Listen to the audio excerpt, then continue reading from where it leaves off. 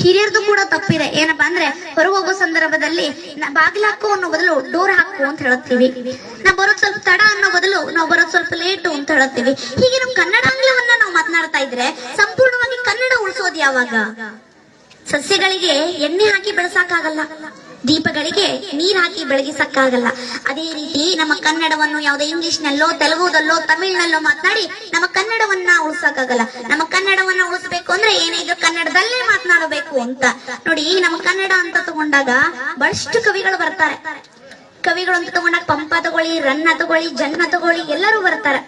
ತಮ್ಮ ಒಂದು ಭಾವನೆಯನ್ನ ಹಾಡಿನ ಮೂಲಕ ಜನರಿಗೆ ಸಂದೇಶವನ್ನ ಹೇಳುತ್ತಾರೆ ಅಂತ ನೋಡಿ. ಬಾರಿಸು ಕನ್ನಡ ಡಿಂಡಿಮುವ ಎಂಬ ಒಂದು ಪದ್ಯವನ್ನ ಈ ಕುವೆಂಪು ಹೇಳುತ್ತಾರೆ.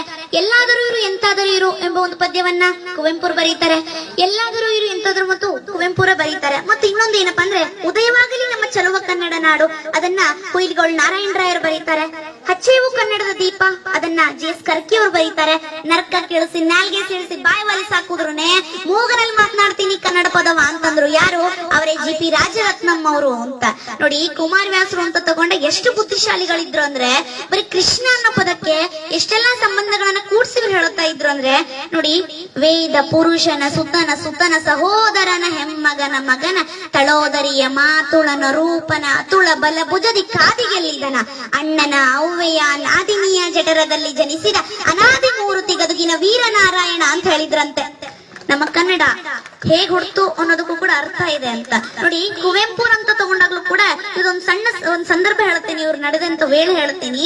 ಏನಪ್ಪಾ ಅಂದ್ರೆ ಇವ್ರು ಮಧ್ಯಾಹ್ನದ ಊಟಕ್ಕೆ ತೆರಳಿರ್ತಾರೆ. ಅಂದ್ರೆ ಇವ್ರು ಬರೀ ಹೆಚ್ಚು ಕನ್ನಡದಲ್ಲಿ ಮಾತನಾಡ್ತಾ ಇದ್ರು. ಯಾಕಪ್ಪ ಅಂದ್ರೆ ನಮ್ಮ ವೃತ್ತಿ ಗೌರವಕ್ಕೆ ಚ್ಯುತಿ ಬರಬಾರದು ಅನ್ನೋ ಒಂದು ಕಾರಣದಿಂದ ಬರೀ ಹೆಚ್ಚು ಕನ್ನಡದಲ್ಲಿ ಇವ್ರು ಮಾತನಾಡ್ತಾ ಇದ್ರು. ಇವ್ರು ಯಾವುದೇ ಭಾಷೆ ವಿರೋಧಿ ಅಂತೂ ಅಲ್ಲ.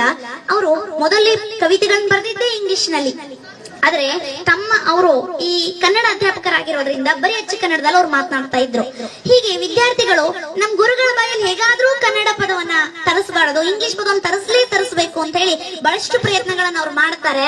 ಅವಾಗ ಯಾವುದೇ ಪ್ರಯತ್ನ ಕೂಡ ಯಶಸ್ವಿ ಆಗಿರಲ್ಲ. ಒಂದು ಪ್ರಯತ್ನವನ್ನ ಹಮ್ಮಿಕೊಂಡಾಗ ಇದು ಖಂಡಿತವಾಗಿ ಯಶಸ್ವಿ ಆಗೇ ಆಗುತ್ತೆ ಅಂತ ಹೇಳಿ ನಂಬಿಕೆ ಇಟ್ಕೊಂಡು ಆ ಪ್ರಯತ್ನವನ್ನ ಹಮ್ಮಿಕೊಂಡಿರ್ತಾರೆ. ಆ ಪ್ರಯತ್ನ ಯಾವುದು ಅಂದ್ರೆ ಈ ಮಧ್ಯಾಹ್ನದ ಊಟಕ್ಕೆ ಕುವೆಂಪು ಹೊರಗೆ ತೆರಳಿರುವಾಗ ಈ ತರಗತಿಯಲ್ಲಿರುವಂತ ಎಲ್ಲಾ ಲೈಟ್ಸ್ ಗಳನ್ನ ಆನ್ ಮಾಡಿ ಕೂತಿರ್ತಾರಂತೆ. ಲೈಟ್ಸ್ ಆಫ್ ಮಾಡು ಅನ್ನೋದು ಇಂಗ್ಲಿಷ್ ಪದ ಆಗುತ್ತೆ. ಲೈಟ್ಸ್ ಯಾರು ಹಚ್ಚಿದೀರಿ ಅನ್ನೋ ಒಂದು ಪದಾನು ಇಂಗ್ಲಿಷ್ ಆಗುತ್ತೆ.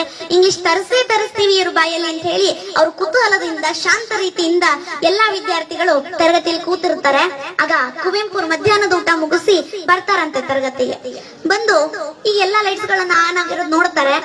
ಲೈಟ್ಸ್ ಯಾರು ಹಚ್ಚಿದ್ರು ಅಂತ ಕೇಳ್ಬೇಕಲ್ಲ, ಇಂಗ್ಲಿಷೇ ಆಗತ್ತದು. ಅದ್ ಅಚ್ಚ ಕನ್ನಡದಲ್ಲಿ ಅವ್ರು ಮಾತನಾಡ್ತಾ ಇದ್ರಲ್ಲ, ಅವ್ರು ಏನಂತ ಕೇಳಿದ್ರು ಅಂದ್ರೆ ಈ ಮಠ ಮಧ್ಯಾಹ್ನದಲ್ಲಿ ದೇವಿಗೆ ಹಚ್ಚಿರುವಂತ ಧೀರರಾರು ಅಂತ ಕೇಳಿದಾಗ ಯಾರು ಹಚ್ಚಿರ್ತಾರೋ ಸರ್ ನಾ ಹಚ್ಚಿದೀನ್ರಿ ಅಂತ ನಿಲ್ತಾನಂತೆ.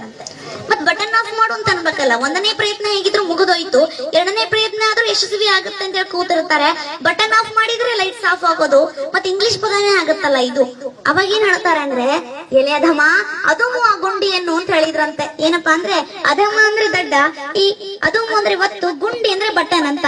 ಎಲೆ ಅಧಮ ಅದುಮು ಆ ಗುಂಡಿಯನ್ನು ಅಂತ ಹೇಳಿದ್ರಂತೆ.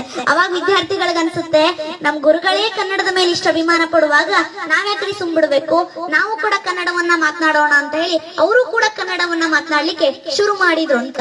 ಇದು ನಮ್ಮ ಕನ್ನಡ ಭಾಷೆಗೆ ಒಂದು ಶ್ರೀಮಂತಿಕೆ ಅಂತ ನೋಡಿ. ಈ ಇಂಗ್ಲಿಷ್ ಹುಟ್ಟಿದ್ದು ಸಂಸ್ಕೃತ ಭಾಷೆಯಿಂದಲೇ ಅಂತ ಹೇಳಬಹುದು.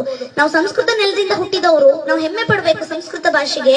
ನೋಡಿ, ನಾವು ಸಂಸ್ಕೃತದಲ್ಲಿ ಅಣ್ಣನಿಗೆ ಏನಂತ ಕರಿತೀವಿ? ಭ್ರಾತೃ ಅಂತ ಕರಿತೀವಿ. ಅದು ಇಂಗ್ಲಿಷ್ ನಲ್ಲಿ ಬ್ರದರ್ ಅಂತ ಆಯ್ತು.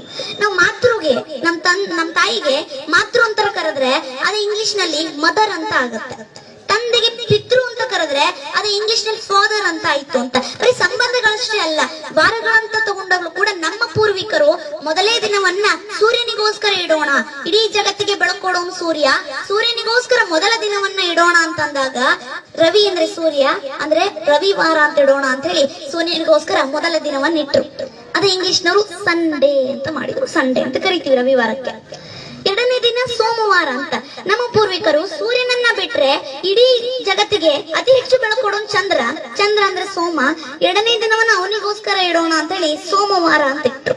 ಅದು ಇಂಗ್ಲಿಷ್ ನಲ್ಲಿ ಮೂನ್ ಡೇ ಅಂತ ಇಟ್ರೆ ಈ ಸಂಸ್ಕೃತವ್ರು ನೋಡಿ ಕನ್ನಡದವ್ರು ನೋಡಿ ಕಾಪಿ ಹೊಡೆದಿದೀವಿ ಅಂತ ಗೊತ್ತಾಗತ್ತೆ. ಅದಕ್ಕೋಸ್ಕರ ಒಂದ್ 0 ತೆಗೀರಿ, ಮಂಡೇ ಅಂತ ಇಡ್ರಿ ಅಂತ ಮಂಡೇ ಅಂತ ಇಟ್ರು ಅಂತ. ಇದು ನಮ್ಮ ಕನ್ನಡ ಭಾಷೆಗಿರುವಂತ ವೈಶಿಷ್ಟ್ಯ ಅಂತ ನೋಡಿ. ಇದಷ್ಟೇ ಅಲ್ಲ, ನಾವು ಶತಂಬರ ಅಂತ ಕರೆದ್ರೆ ಇಂಗ್ಲಿಷ್ ನಲ್ಲಿ ಸೆಪ್ಟೆಂಬರ್ ನವೆಂಬರ್ ಅಂತ ಕರೀತಾರೆ. ನವೆಂಬರ ಅಂತ ಕರೆದ್ರೆ ನವೆಂಬರ್ ಅಂತ ಕರೀತಾರೆ. ನಾವು ದಶಂಬರ ಅಂತ ಸಂಸ್ಕೃತದಲ್ಲಿ ಕರೆದ್ರೆ ಅವರು ಇಂಗ್ಲಿಷ್ ನಲ್ಲಿ ಡಿಸೆಂಬರ್ ಅಂತ ಕರೀತಾರೆ ಅಂತ. ಇಡೀ ಪ್ರಪಂಚದ ಲಿಂಕ್ ಲ್ಯಾಂಗ್ವೇಜ್ ಆಗಿರುವಂತ ಇಂಗ್ಲಿಷ್, ಇಡೀ ಪ್ರಪಂಚದ ಎಲ್ಲಾ ಜ್ಞಾನವನ್ನು ತನ್ನಲ್ಲೇ ಬಚ್ಚಿಟ್ಕೊಂಡು ಮೆರೆದಾಡ್ತಿರುವಂತ ಇಂಗ್ಲಿಷ್ಗಾಗ್ಲಿ, ಭಾರತದ ಹೆಚ್ಚಾಗಿ ಮಾತನಾಡುವಂತ ಹಿಂದಿಗಾಗ್ಲಿ ತನ್ನದೇ ಆದಂತ ಸ್ವಂತ ಲಿಪಿ ಇಲ್ಲ ಅಂತ.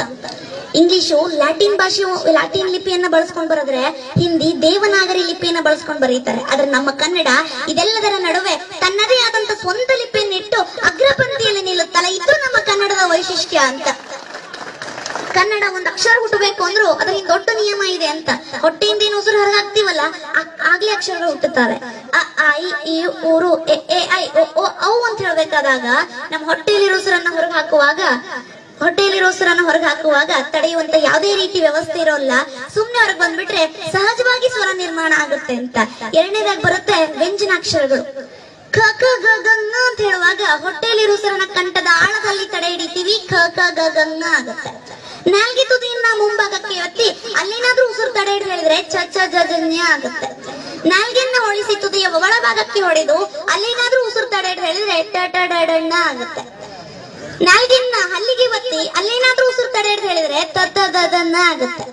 ಹೊಟ್ಟೆಯಲ್ಲಿರೋ ಉಸಿರನ್ನ ಹೊರಗೆ ಹಾಕುವಾಗ ಎರಡು ತುಟಿಗಳು ಅಡೆತಡೆ ಮಾಡಿದ್ರೆ ಪ ಪ ಪ ಪ ಮ ಆಗುತ್ತೆ ಅಂತ. ಎಷ್ಟು ವೈಜ್ಞಾನಿಕ ಅಂತ. ಕಂಠದ ಆಳದಿಂದ ಶುರು ಮಾಡಿ ತುಟಿಯವರೆಗೂ ಗಾಳಿಯನ್ನ ತಡೆಯೋ ಒಂದೊಂದು ಜಾಗದ ಮೂಲಕ 5 ಅಕ್ಷರಗಳೇನು ಹುಟ್ಟುತ್ತಾವಲ್ಲ, ಅದು ನಮ್ಮ ಕನ್ನಡದ ವೈಶಿಷ್ಟ್ಯ ಅಂತ. ಓದಿದ್ದನ್ನ ಬರೆಯುವಂತಹ, ಬರೆದಿದ್ದನ್ನ ಓದುವಂತಹ, ಮಾತನಾಡಿದ್ದನ್ನ ಬರೆಯುವಂತ ಸಾಮರ್ಥ್ಯ ಇರೋ ಭಾಷೆ ನಮ್ಮದು. ಅದು ಕೆಲವು ಭಾಷೆಗೆ ಮಾತ್ರ ಇದೆ ಅಂತ. ಕನ್ನಡ ನನ್ನ ಮನಸ್ಸು, ಕನ್ನಡ ನನ್ನ ಕನಸು, ಕನ್ನಡವೇ ನನ್ನ ಹೆಮ್ಮೆಯ ಸೊಗಸು, ಕನ್ನಡಿಗರ ಬಾಯಲ್ಲಿ ಕನ್ನಡ ಇಲ್ಲದೆ ಹೋದ್ರೆ ನನಗೆ ಮುನಿಸು ಅಂತ ಹೇಳುತ್ತಾ ನನ್ನ ಒಂದು ಮಾತುಗಳನ್ನ ಮುಗಿಸ್ತೇನೆ. ನಾವು ಮಾತನಾಡಲಿಕ್ಕೆ ಅವಕಾಶ ಮಾಡಿಕೊಟ್ಟಂತ ತಮ್ಮೆಲ್ಲರಿಗೂ ಧನ್ಯವಾದಗಳು. ಚಿಕ್ಕವಳು ಎಲ್ಲಾದ್ರೂ ತಪ್ಪಿದ್ರೆ ಕ್ಷಮಿಸಿ.